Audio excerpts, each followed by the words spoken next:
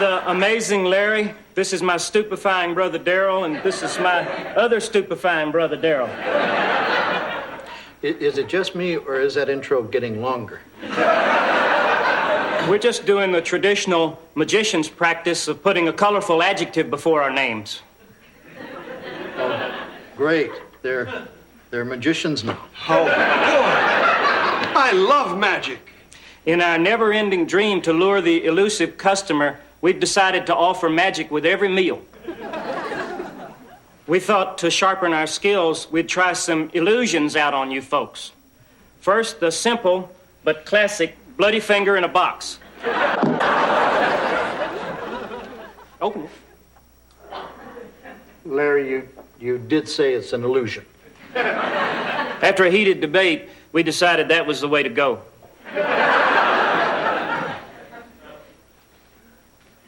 We feel this will stimulate the sales of finger foods.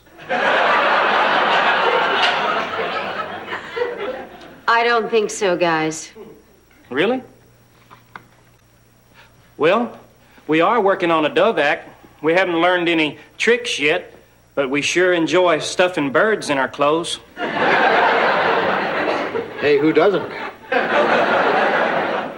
Come on, Daryl. Let's go outside and give them some air. Mine are getting fidgety.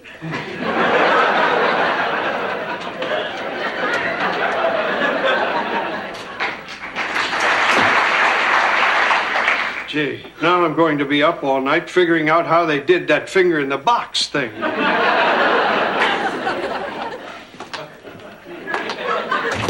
Hola, Loudons. Bonita señorita, your numero uno hombre está aquí. Maybe I could tip off immigration about him. While we're waiting for Steph to perfect her puss, answer me this hypothetical query. If I were really in the lurch, back-to-wall situation, and gave you ample notice, could I bring someone from the station over for dinner? I guess so, with ample notice. That's nice.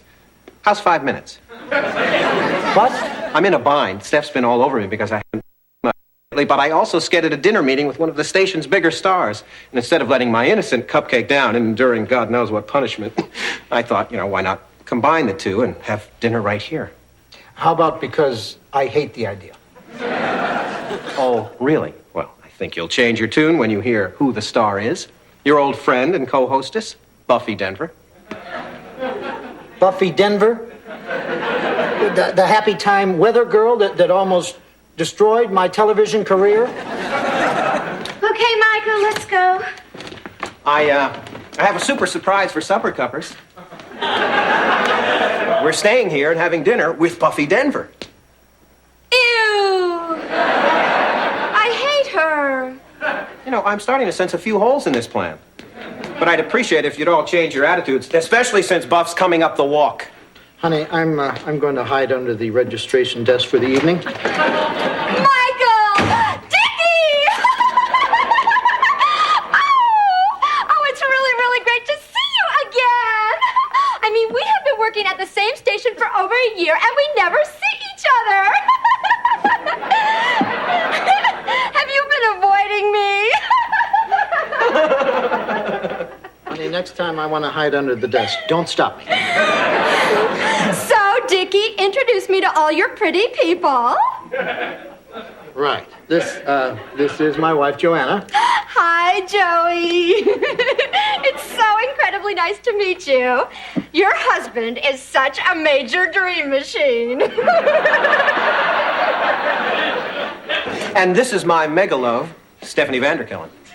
Hi. She is so incredibly, phantasmically gorgeous. And I love what you're wearing. I mean, is she perfect or what? Actually, she's not as bad as I thought.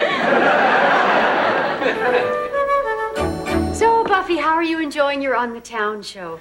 Oh, it's just so incredibly fantastic. My favorite is when I'm covering stories that I actually understand, so it's not just a bunch of meaningless words. So, Dickie, when are we going to work together again? Huh? Primo notion. I think with the right concept, you two... But scheduling makes it impossible. Well, Enough idle yaketa-yaketa. Let's discuss some bizwax. You said you had some new creative ideas for the show? Yes, Michael. Now, you know, I'm very concerned about the quality of the show, and I think a great way to raise the quality of the show would be to raise the quality of my outfits. You know, I don't usually get involved in business stuff, but that makes total sense. Thank you. See, the station should be buying me the kind of gorgeous stuff she has. Where did you get that? Well, you can't find anything decent around here within a 63-mile radius. Tell me about it. Well, I'm done. You know, I bet with your fantastic taste, you could really help me improve my look. Oh, don't be silly. Of course I could. I would just give anything to see your closet. Okay, but it'll take days. Giraffe, I've got days. You know, I think you two would have a lot more fun outside that 63-mile radius. Come on, let's start going through my winter wools right now. Oh, this is turning out to be the most incredibly fantastic night.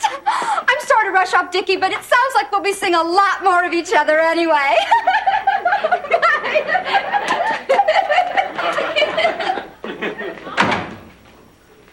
I'll get you for this.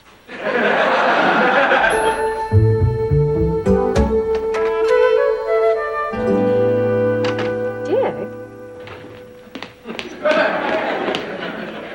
I'm just making sure the room is Buffy free. I'm all out of inane conversation. She's upstairs with Stephanie. Listen, honey, I know she's been around a lot lately, but you don't have to hide. Honey, it's self-preservation. I mean, all that giggling and endless cutesy talk about makeup and fabric and colors. I mean, I'm losing brain cells here. Honey, while we have a minute alone, let's talk smart. How about that Tolstoy, huh?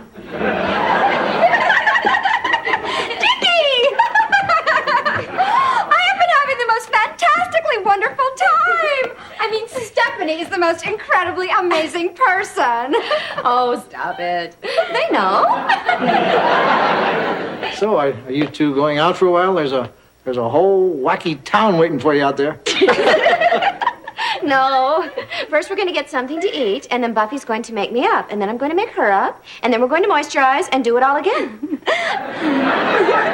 Until it gets dark. See ya. It's the pajama party that never ends.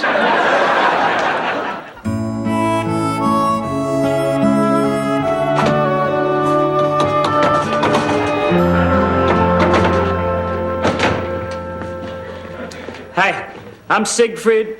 This is my brother Roy.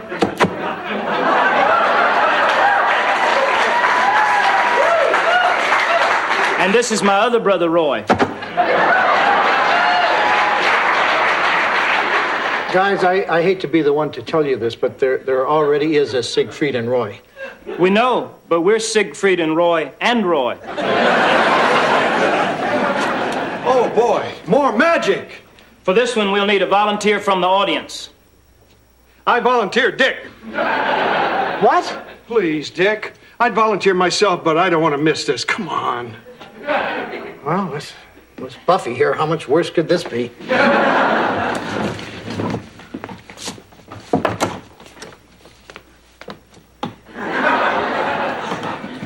Now, we have never met before, correct? Larry, just get on with it.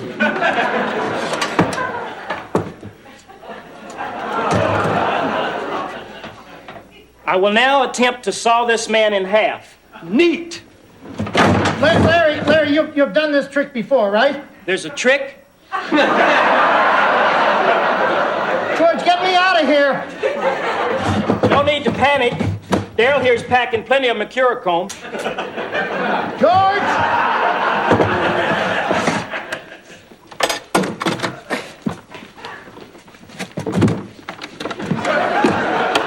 Too bad. This really throws off our rehearsal schedule. We plan to perfect the sawing in half this week and then work on the putting back together next week. I volunteer, Dick. Sorry, they just seem so darn professional.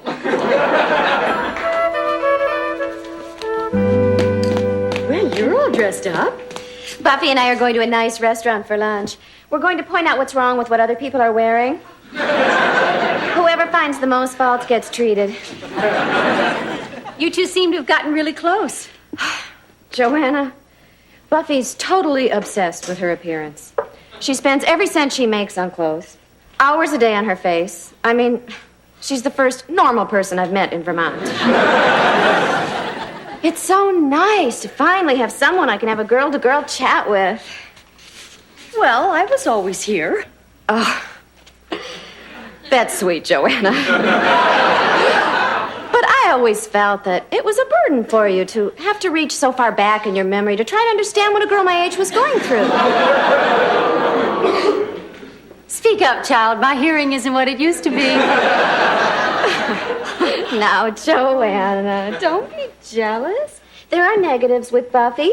Like when we get dressed up like this, there's always a slight danger that she might look almost as good as I do. But I still like her enough to have bought her something.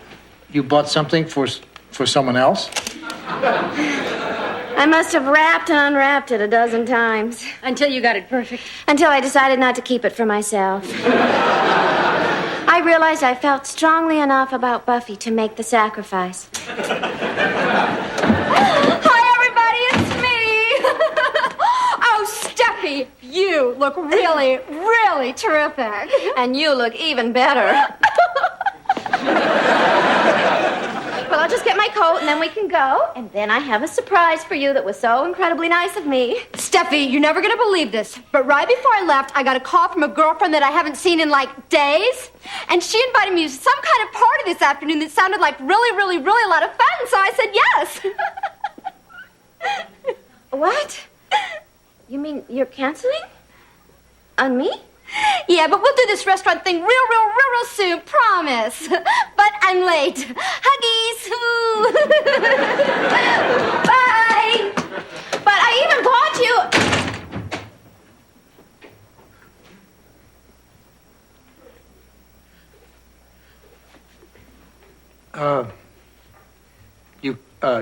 You can make fun of of what we're wearing.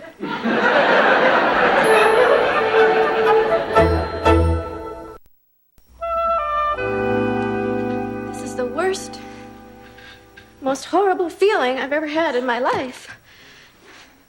I think I'm going to die. No, it's okay. I think I'm over the worst part. Is this what they call being stood up? That phrase could apply.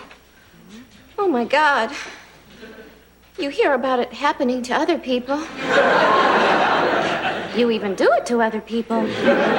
But you never think it's going to happen to you. I wonder if the others I've stood up in my past felt as badly as this. Oh, that's silly. No one's as sensitive as I am. This really hurts. Even knowing I get to keep the gift doesn't help. How could she do this? I mean, have you ever met anyone so selfish and shallow?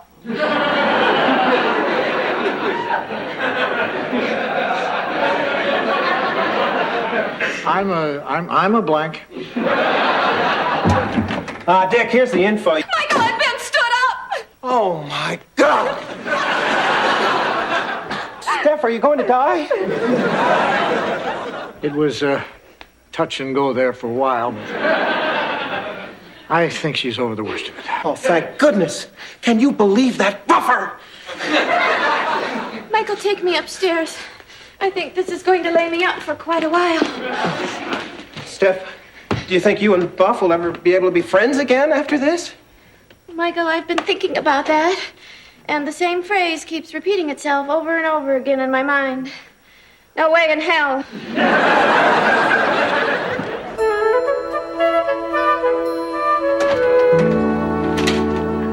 Hi, I'm Larry. This is my brother Darryl. What happened to the fancy magician adjectives? Well, we've decided to hang up the old whatever it is magicians hang up when they quit. Why the change your heart, guys? Well, we were doing the breakfast show for some customers, and Darryl went a little too heavy on the flash powder.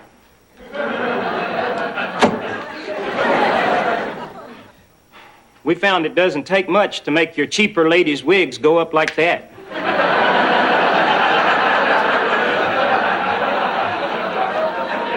We tried to tell Mrs. Epstein that blonde with charcoal streaks of black was stylish.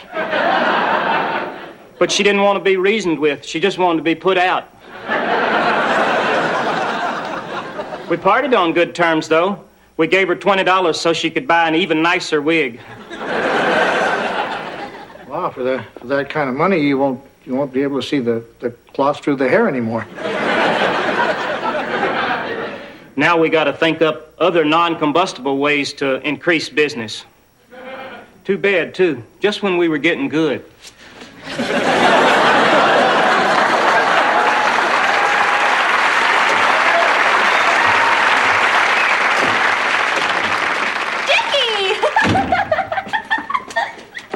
Buffy. How are you? I was fine. What are you doing here? I'm here to see Steffi, silly. We have a lunch date. Oh, hi, Buffy. Listen, I know you came all this way, but I just got a call from a friend of mine who's just dying to see me this afternoon, so I said yes. But I promise we'll do this lunch thing again real soon. Huggies. Bye. Okay, Steffi, have a good time. You do realize I'm canceling a planned lunch with you without any notice. Uh-huh. Have fun. Pretty devastating, huh? What? Well, you know, because... Well, just never mind. Well, this leaves me with a whole amazing afternoon free. Oh, good for you. I know. I'll spend it with Dickie. What? We can reminisce about all the fun we had together last year. You better start. I'm kind of fuzzy on anything that happened over 3 months ago.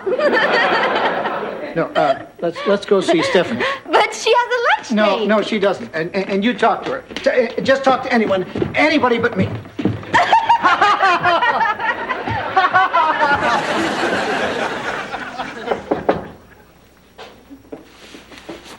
Dick, what are you doing here? I have to get ready for my very important lunch date. See, I told you. Stephanie doesn't have a lunch date. Do so, traitor. Look, I'm the last one to try to patch up this relationship, but now she's after me. I want you two to make up.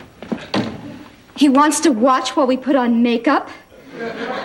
Is Dickie some kind of freakazoid? I'm not a freakazoid. I want you to make up with each other. But we're not mad. Stephanie is at you. Come on. She is because you stood her up yesterday. But I had a better offer. But that isn't polite, and you hurt her.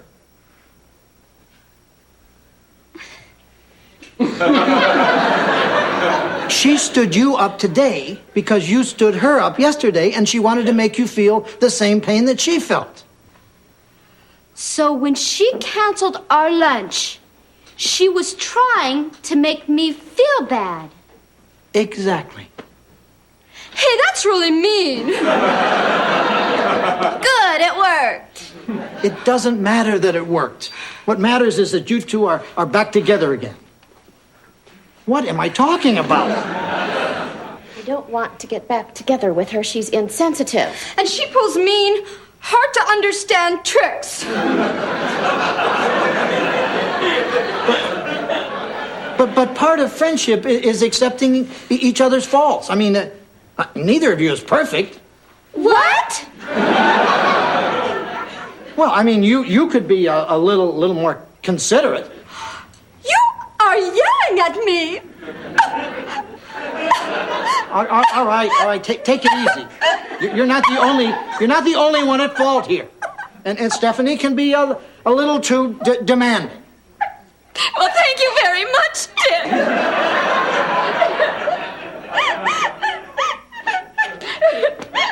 Great. Stereo.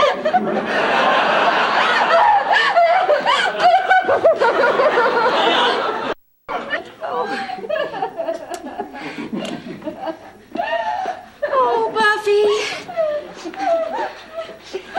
Don't cry. I don't think you're as bad as Dick says. And I don't think you're as bad as Dick says. Well, Dick's always so critical of everyone. Well, does this mean we can still be friends? Maybe. I guess it's not that bad that you're insensitive. Besides, I think I'm probably superior enough to tolerate your lack of inner depth. Thank you, Steffi. I didn't understand the words, but the tone was sweet. Maybe our problem was we were spending too much time together. Especially here at the inn. I have been starting to miss Michael. Well, I hope we can work something out because I think you're really, really terrific.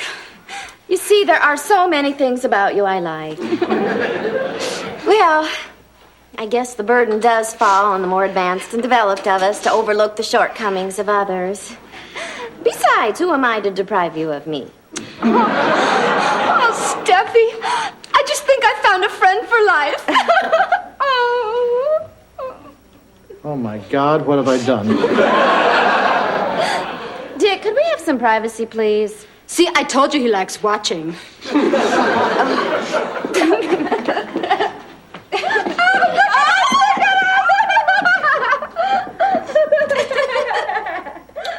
I wonder if I could have George seal up this door forever.